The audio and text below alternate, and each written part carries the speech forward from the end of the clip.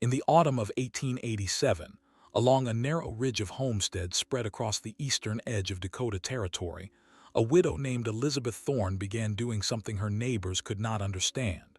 She rendered beeswax, pound after pound of it, not for candles, not for salves, not for the small trade goods that any careful frontier woman might prepare before winter.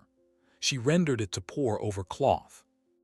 Every afternoon through the first half of October, thin ribbons of pale smoke rose from behind her cabin, where a copper kettle sat balanced above a low, patient fire. Inside the kettle, honeycomb slowly melted into a golden liquid that Elizabeth strained through folded linen, then strained again. Beside her on a plank table lay 4 heavy panels of undyed cotton she had cut to fit the north side windows of her home. Once the wax reached the right temperature, she pressed each panel through it, weight by weight, until the fabric grew stiff and translucent and smelled faintly of clover. Her 10-year-old daughter Sarah worked at her side. Her 6-year-old son Daniel carried scraps of comb to the kettle in a tin cup. Nearby, curled against the woodpile, an old black and tan hound named Rufus watched the whole strange operation without ever leaving his post. By the 3rd week of October, the 4 panels hung finished in the cabin.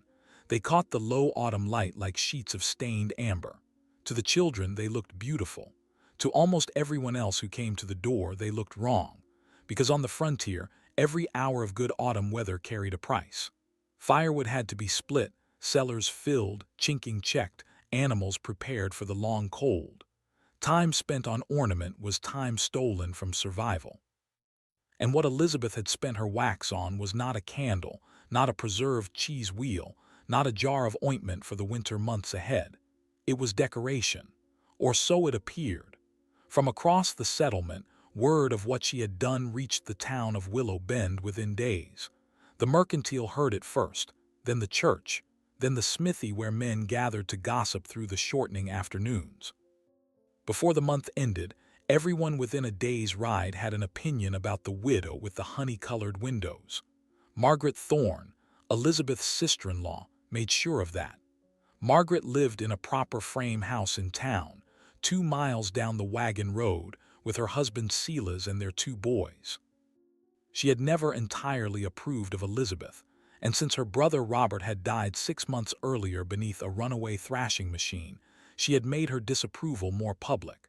"She's losing her grip," Margaret told anyone who would listen over tea, over the counter at the mercantile, over the pew rail after Sunday service.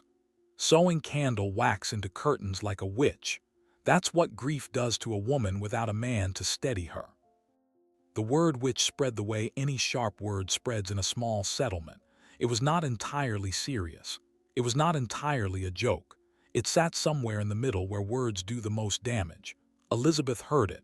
Sarah heard it. Rufus, in his own patient way, seemed to hear it too. None of them answered. The 4 wax-soaked panels remained hanging where they had been placed. The copper kettle stayed cold now, its work done. And the winter that would eventually judge every one of these decisions was still, in that final week of October, only a rumor moving somewhere behind the northern mountains. The idea had not been Elizabeth's own. That was the part almost nobody in Willow Bend knew, and the part she had chosen not to explain when the whispering began. It had come from a Belgian beekeeper named Henry Vandermeer, a small, weathered man with hands the color of tanned leather, and a beard that carried the permanent scent of smoke and honey. Henry traveled a wide loop through the northern territories every year, tending hives, buying and selling wax and comb, teaching a trade that most Americans on the frontier practiced only in the crudest way. 2 winters earlier, he had knocked on the Thorne cabin door in the middle of a hard November sleet and asked whether he might shelter his mules and his few remaining hive boxes in the barn until the weather cleared. Robert Thorne had let him in without hesitation. That was Robert's way. He had also insisted the man take his meals inside the cabin, sit beside the stove, and stay as long as he needed. Henry stayed 3 weeks. When he finally moved on, he left behind 2 frames of comb and a promise to return the following autumn. He kept that promise, and the autumn after that. By the time Robert died beneath the thrashing machine in the spring of 1887, Henry Vandermeer had become something like a distant uncle to the Thorne children, appearing each October with his mules and his slow European stories, wintering part of every year in a corner of their barn in exchange for tools, honey, and instruction Elizabeth had come to trust. He arrived in September of that grieving year with the same quiet courtesy he had shown from the beginning. He offered his condolences in short, careful English. He unloaded his boxes. He tended his few remaining hives with the patience of a man who had lost people before. And on the third evening, while Elizabeth mended a shirt beside the stove and the children slept in the loft, Henry set down his cup of coffee and began to speak about cloth. In the old country, he told her, in the villages along the Meuse where his grandmother had lived, women prepared certain lengths of linen and cotton with beeswax before winter. Not for candles, not for polish, for windows, for doors, for any place where cold air might find its way inside a house. The wax filled the weave of the cloth completely. Wind could not push through it. Warmth could not easily escape. A single wax-soaked panel, hung properly, held heat better than 3 plain blankets nailed one atop the other. Elizabeth listened without interrupting. She had lived on the frontier long enough to know the difference between a story told for entertainment and a piece of knowledge offered on purpose. This was the second kind. Henry spoke slowly, described the rendering, described the temperature of the wax, described the way the cloth must be pressed and cooled and repressed until it held its own weight without dripping. He drew a small diagram on a scrap of paper. He mentioned the northern windows in particular, the ones that faced the winter wind. When he finished, he looked at her for a long moment before adding one more thing. "Robert asked me to teach you this." Elizabeth's needle stopped moving. She did not lift her eyes from the shirt. Outside, a light rain had begun to fall against the shingles. Rufus stirred once in his corner and settled again. Henry did not repeat himself. He simply reached for his coffee and let the words sit between them, the way a careful man lets an important thing rest until it is understood. Elizabeth did not sleep well that night. She lay in the bed she had shared with Robert for 11 years and listened to the rain move slowly across the roof, and she turned Henry's sentence over and over in her mind the way a person turns a stone found in a plowed field, wondering how it came to be there. "Robert asked me to teach you this." She could think of a dozen reasons a husband might ask a passing beekeeper to share a bit of practical winter knowledge with his wife. Robert had been that kind of man. He had always been gathering small pieces of usefulness from the people who passed through their door, storing them away against some future need. A better way to bank a fire, a better cure for a lame horse, a better stitch for a torn harness. He had a mind that never quite rested from the business of keeping his family alive, but something in Henry's tone had suggested more than practicality. Something in the pause before the sentence and the pause after it had felt heavier than a simple lesson passed along between friends. Elizabeth turned toward the empty side of the bed and stared into the dark until the rain finally softened toward morning. She did not ask Henry about it the next day. She was not ready. And Henry, who understood the pace of grief better than most, did not raise the subject again. Instead, they began the work. The first task was the wax itself. Henry opened one of his older hive boxes and showed Elizabeth how to separate the honey-heavy comb from the drier upper cells that held the purest wax. He showed her how to shave the caps from the honeycomb with a warmed knife. He showed her how to melt the wax slowly in water rather than over a direct flame, so that impurities settled to the bottom of the kettle, and the golden layer rose clean to the top.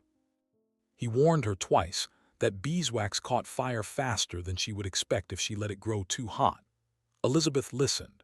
She wrote nothing down. She had been raised in a farming family where knowledge passed hand to hand, and she had long ago learned that a lesson written on paper was a lesson half forgotten.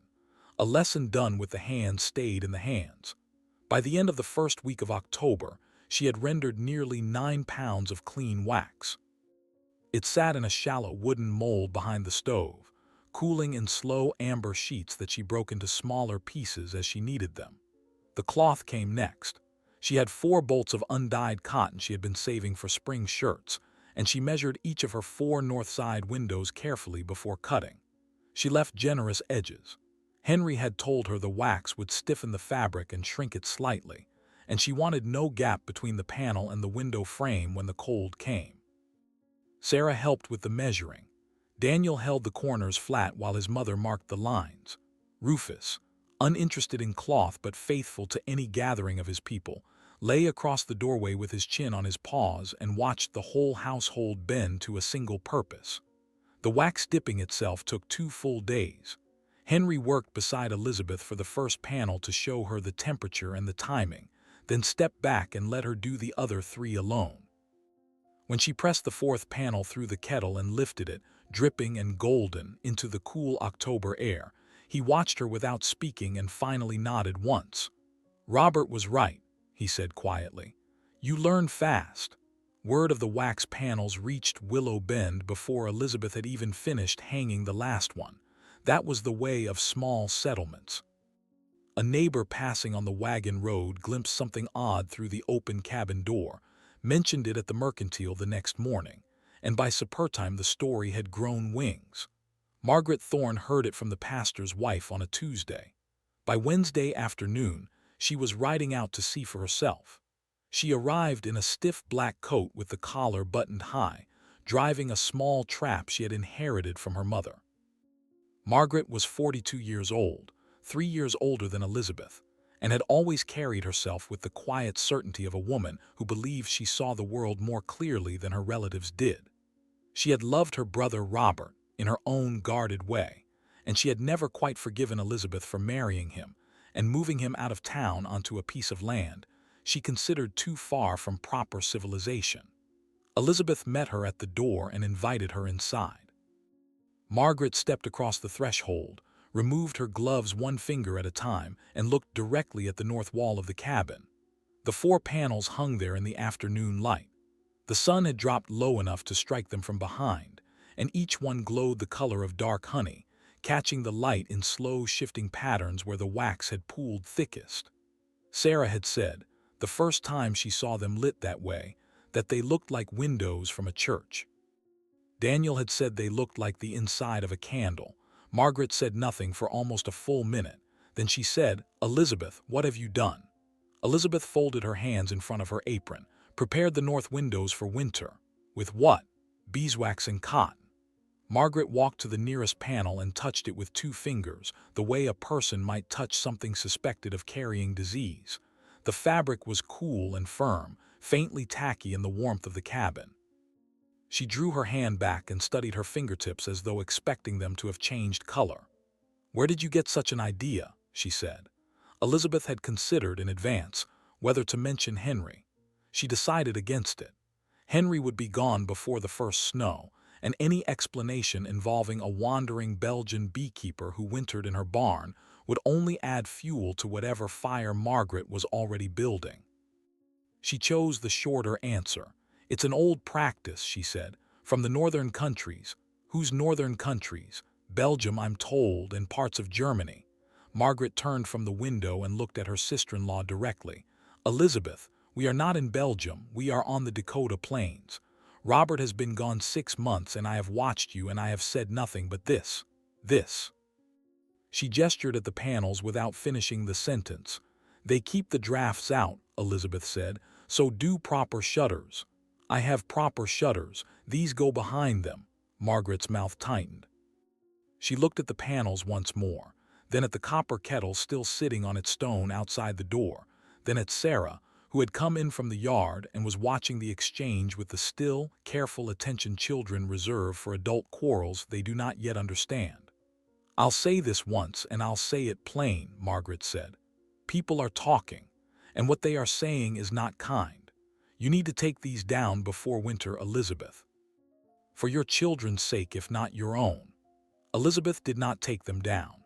Margaret left the cabin that afternoon in a silence colder than the October wind, and by the following Sunday, the word she had used in private about Elizabeth's panels had begun to appear in public. It was never spoken loudly. It was never quite spoken to Elizabeth's face. It moved along the edges of conversations, the way certain words always move in small settlements, half joking and half serious, and impossible to answer directly. Which? Not in the old sense. Not in the sense that anyone in Willow Bend truly believed a woman could bend the weather or curdle milk with a glance. Dakota Territory in 1887 was not a place that took such things seriously, but the word carried an older weight even when nobody meant it fully. It suggested a woman who had stepped outside the ordinary, a woman doing something the community did not recognize, a woman working with fire and wax and cloth in a way that looked, to a nervous imagination, like something other than housekeeping.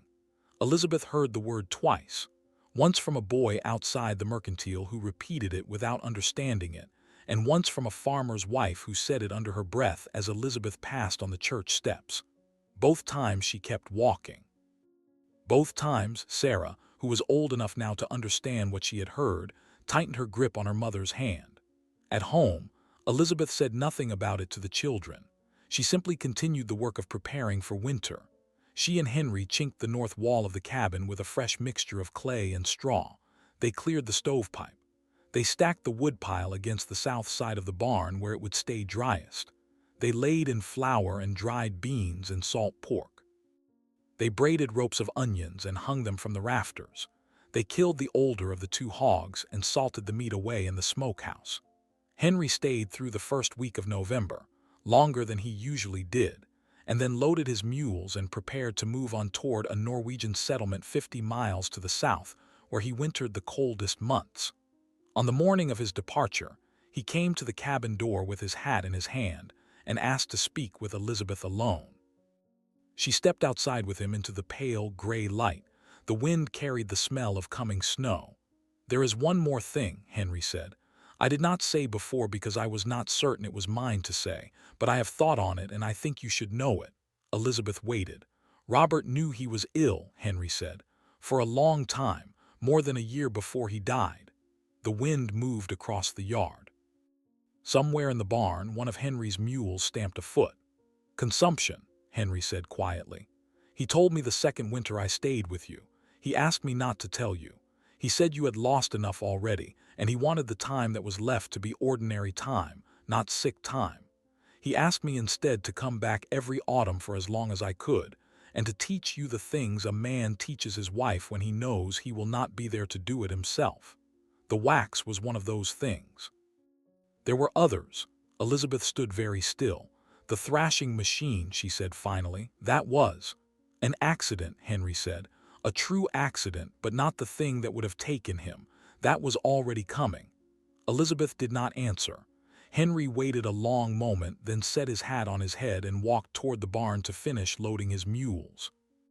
Elizabeth stood in the yard until Henry's mules had passed the bend in the wagon road and disappeared behind the low rise of prairie beyond the creek. Then she went back inside the cabin and closed the door. Sarah was at the table shelling the last of the season's beans. Daniel was building a small fort of kindling near the stove. Rufus lifted his head when Elizabeth came in, studied her face for a moment, and settled back down with a slow sigh that suggested he understood more than a dog reasonably should. Elizabeth walked to the north wall and stood before the 4 wax panels. The morning light was thin and gray behind them, and they no longer glowed the way they had in October.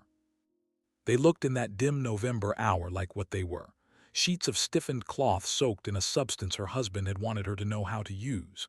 He knew. The thought arrived without warning and stayed. He had known through the whole spring of 1886, through the summer harvest, through the long autumn of hunting and canning and mending. He had known when he sat across from her at supper and laughed at Daniel's small jokes. He had known when he took Sarah out to the fence line to teach her how to mend wire. He had known when he lay beside Elizabeth in the dark and spoke about the crops he intended to plant the following year. He had known, and he had told none of it. Elizabeth was not sure, standing there before the panels, whether what she felt was anger or something quieter and more complicated. Robert had always been a man who carried his own weight in silence. He had not wanted her to spend a year watching him die by slow degrees. He had wanted her to spend that year living beside him. And so he had asked a wandering Belgian beekeeper, of all people, to bring her the pieces of knowledge she would need after he was gone. She thought of the thrashing machine. She thought of the way the neighbors had come running across the field, and the way Robert had already been beyond speaking by the time she reached him, and the way she had held his hand and told him she loved him and been certain, in that moment, that he understood her. She thought now that perhaps he had also been trying to tell her something in return, some final gratitude that the ending had come quick and clean rather than slow in a bed with the whole house watching him waste. She did not know how to feel about any of it, so she did what frontier women had always done when feeling threatened to overwhelm the day's work. She set it aside. She would take it out again later when she had the room for it. She turned from the panels and went to the table and sat down beside Sarah and began to help her with the beans. The first true snow came 4 days later. It was not a heavy snow, only a thin dusting that whitened the yard and the barn roof and disappeared by the following afternoon. But it carried the smell of the winter to come, and Elizabeth walked the perimeter of the cabin that evening with a lantern in her hand, checking every seam and every corner. She stopped at each of the 4 north windows and pressed her palm against the wax panels from the inside, testing the way they held against the frame. They held well. Better than she had dared to hope. Behind the closed shutters, the panels formed a second wall that the coldest draft could not find its way through. December passed more mildly than most in Dakota Territory, and for a few weeks Elizabeth began to wonder whether she had prepared for a winter that would not come. The temperature dropped, of course, and the creek froze along its edges, and one hard storm the week before Christmas dumped a foot of snow across the settlement. But the wind stayed reasonable. The days held a strange clarity. Old-timers at the mercantile shook their heads and muttered that a mild December always meant a savage January, and Elizabeth, who had lived through 6 Dakota winters, believed them. Christmas itself was quiet at the Thorne cabin. Elizabeth roasted a hen. She and the children read from the Bible together after supper. She gave Sarah a small pair of knitted gloves and Daniel a wooden horse Henry had carved before he left. Rufus received a soup bone and carried it importantly to his corner. Nobody mentioned Robert directly, but his absence sat with them at the table the way it had sat at every meal for 8 months, and Elizabeth was grateful, when the day ended, that they had gotten through it without tears. Margaret sent no word. She had not spoken to Elizabeth since the October visit, and Elizabeth had not gone into town except when necessary for supplies. Sarah asked once, on Christmas Eve, whether Aunt Margaret and the boys might come out for a visit. Elizabeth said perhaps in the spring. Sarah nodded and did not ask again. The new year arrived. January opened cold and clear. The temperature fell steadily through the first 2 weeks until the water in the wash basin froze overnight even with the stove banked. Elizabeth began sleeping in the main room with the children, all 3 of them together on a pallet near the stove, and Rufus at their feet like an old fur blanket. Then, on the morning of the 23rd of January, the sky changed. Elizabeth noticed it before anyone else did. She had gone out at first light to feed the ox and the chickens, and she paused halfway between the barn and the cabin and looked toward the northwest. The sky there was the color of wet iron, and the wind that had been blowing steadily from the south for 3 days had died completely. The prairie stood in a silence so total that she could hear the frost cracking on the roof shingles. She had lived on the plains long enough to know what that silence meant. She fed the animals quickly. She carried in 3 extra armloads of firewood and stacked them beside the stove. She hauled the water bucket full and brought it inside. She checked the shutters on every window and drew them tight. She checked the wax panels behind them. She checked the door and the door frame. She checked the chimney draft. She woke the children, fed them a warm breakfast of porridge and molasses, and made sure Sarah understood, without frightening her, that they might not be leaving the cabin for several days. The first flakes began to fall a little after 10 in the morning. By noon, the wind had returned from the northwest, hard and sharp and full of powder. By 2 o'clock, Elizabeth could no longer see the barn from the cabin window, though the barn stood only 40 yards away.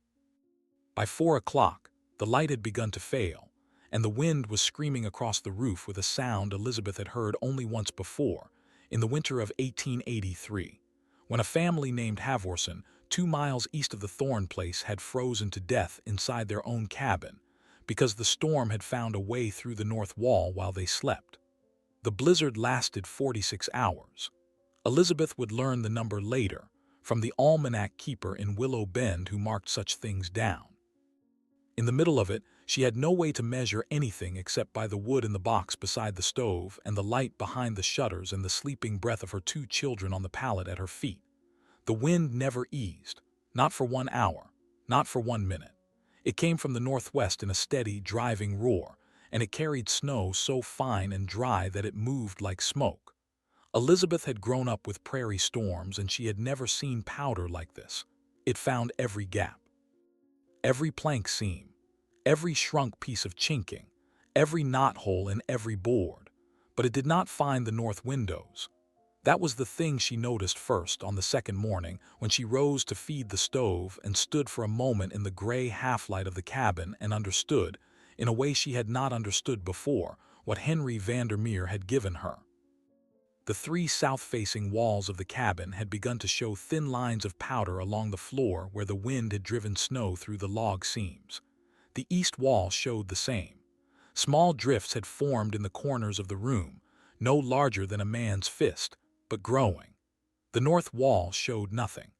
The 4 wax panels behind the shutters had sealed the windows so completely that no air was moving through them at all. Elizabeth held a candle up to each one in turn, and the flame did not so much as tremble. The wax had done what Henry had said it would do. It had turned 4 ordinary window openings into 4 solid pieces of wall. She hung a small brass thermometer beside the stove that morning and watched it through the day. The reading held steady at 57 degrees. She was burning the stove at a moderate pace, no more than she would have burned it on an ordinary January night, and the cabin was holding its heat as though the storm outside were only a strong wind and not the killing blizzard she knew it to be. Sarah and Daniel woke and ate and played quietly on the floor near the stove. Sarah worked on a sampler she had been sewing since Christmas. Daniel arranged and rearranged the wooden horse Henry had carved him, along with a small collection of pine cones he had gathered in October. Rufus slept most of the day, rising only to drink from the water bucket and to press his nose briefly against the door and confirm, with the certainty dogs bring to such matters, that going outside was not an option any reasonable creature would consider. Elizabeth checked her woodpile that evening and calculated. She had enough inside the cabin to burn at her current pace for 4 more days. She had more in the lean-to against the north wall of the barn, which she could reach along a rope she had strung between the 2 buildings the previous November for exactly this kind of weather. She was not worried about wood. She was not worried about food. She was not worried about the roof. She was worried about the settlement. She thought of the Havorsons in 1883. She thought of the young couple who had taken over a claim just north of Willow Bend the previous spring and built their cabin in a hurry to beat the winter. She thought of the schoolhouse. She thought of the pastor and his wife. She thought of Margaret and the boys, alone in the town house, with Silas away in Yankton on business. The wind broke at some hour before dawn on the 3rd day. Elizabeth felt the change before she heard it. The steady pressure that had been leaning against the north wall of the cabin for nearly 2 full days simply lifted, and the silence that followed was so sudden and so complete that Rufus lifted his head from the floor and looked toward the door as if a stranger had knocked. Elizabeth stayed still for a long moment, listening. The roar was gone. Only a small, dry rustle remained, the sound of drifted snow settling against the walls. She rose quietly so as not to wake the children, added a small log to the stove, and went to the south window to open the shutter a crack. The first light was just beginning to show along the eastern horizon. The prairie beyond the cabin was unrecognizable. Drifts stood higher than the fence posts. The barn was half buried on its northwest side. The chicken coop had disappeared entirely under a hard, wind-carved dune of snow. The world had been rewritten in a single color. She was still standing at the window when Rufus rose to his feet and gave a single, low bark, the kind of bark he used only for people he knew. Elizabeth turned. She listened. And then she heard it too, faint and far away and coming from the direction of the wagon road. A voice. A child's voice. She was at the door before she had time to think. She dragged it open against the drift piled outside, pushed her way through the packed snow, and looked toward the road. A small figure was struggling toward the cabin through drifts that came up to his waist. He was wrapped in a blanket that had frozen stiff around his shoulders. His face was a color Elizabeth had seen only twice before in her life and hoped never to see again. He was making sounds that were half words and half something else. It was Jack, Margaret's oldest boy, 9 years old. Elizabeth ran to him through the snow in her nightclothes and her boots and no coat, and she gathered him up and carried him the last 30 yards to the cabin, and she kicked the door shut behind them and set him down on the floor beside the stove and began to peel the frozen blanket away from his shoulders. "Mama," he said. "Mama and Thomas, the house, the windows." "Hush," Elizabeth said. "Hush, Sarah, get the wax blanket from the chest." Sarah, already awake, already understanding, was moving before her mother finished the sentence. She pulled from the cedar chest a heavy quilt Elizabeth had lined that autumn with a lighter waxed cotton, thin enough to fold but tight enough to hold heat against a body. Elizabeth wrapped Jack in it and set him with his back to the stove and put a tin cup of warm water into his hands and told him to drink slowly. He drank. Piece by piece, the story came out. The windows of Margaret's house had failed on the first night of the storm. The wind pressure had worked the sashes loose in their frames and finally driven them inward, both windows on the north side of the parlor at almost the same moment. Margaret had gotten the boys into the root cellar beneath the kitchen. They had been there ever since, wrapped in what blankets Margaret had been able to drag down with her, burning a single lantern for warmth. The younger boy, Thomas, was 6. He had stopped speaking sometime the previous evening. Margaret had told Jack at first light that he was the only one strong enough to try for help, and that Aunt Elizabeth's cabin was the closest. Elizabeth was already pulling on her coat. Elizabeth harnessed the ox in the pale gray light of that third morning, breaking a path from the barn through drifts that came to the animal's chest. She loaded the small sled with every blanket she could spare, 2 more wax panels she had prepared as spares in October, a jug of warm water wrapped in wool, and a lantern. She left Sarah in charge of Jack and Daniel with strict instructions to keep the boy near the stove and to give him only small sips of water until she returned. Rufus, who understood without being told, took up his post on the floor beside Jack and stayed there. The 2 miles to Margaret's house took Elizabeth nearly 3 hours. The ox pushed through drifts that swallowed him to the shoulder in places. The wagon road had disappeared entirely, and Elizabeth navigated by the tops of fence posts and the dark shape of the church steeple in the distance. The cold was the kind that reached through wool and leather and settled against the bone, and by the time she saw the roofline of Margaret's house rising above a wind-carved dune of snow, her hands inside her mittens had lost most of their feeling. The parlor windows were gone. She saw that from 100 yards away. The north side of the house stood open to the weather like a wound, and a drift of snow had built up inside the room to the height of the mantelpiece. Elizabeth found the trap door to the root cellar beneath a kitchen floor half buried in blown powder. She called down. Margaret's voice answered, thin and hoarse but alive. Elizabeth climbed down the ladder with the lantern and found her sister-in-law huddled against the earthen wall with Thomas cradled against her chest, both of them wrapped in every quilt and coat Margaret had been able to reach before the wind took the parlor. Thomas was breathing. That was the first thing Elizabeth checked. He was breathing, and when she spoke his name, he opened his eyes. Margaret looked at her across the small circle of lantern light. Her face was gray with cold and exhaustion, and she began to weep silently, without moving, the way a person weeps when there is no strength left for sound. "I have the sled outside," Elizabeth said. "Can you climb the ladder?" Margaret nodded. Elizabeth wrapped Thomas in one of the waxed blankets and carried him up herself. She settled him in the sled beside a wrapped stone she had heated in the stove that morning and covered him to the chin. She helped Margaret up the ladder and into the sled beside her son. She turned the ox toward home. The return journey took less time because the path was already broken. By early afternoon, all of them were inside Elizabeth's cabin, and the door was closed, and the stove was burning, and the 4 wax panels hung on the north wall exactly where they had hung through the whole of the storm. Margaret sat by the fire with Thomas in her lap and did not speak for a long time. She watched Jack drinking broth. She watched Sarah tending Daniel. She watched Elizabeth moving quietly from one child to another. And finally, when the color had come back into her son's faces, she looked at the wax panels glowing gold in the afternoon light and she said, without turning her head, "Elizabeth, where did you learn this?" And Elizabeth, standing at the stove with a wooden spoon in her hand, told her about Henry, about the lessons, about Robert's illness and the year he had carried it alone, and the small, careful gift he had arranged to leave behind for the woman he knew he would have to leave. Margaret listened without interrupting.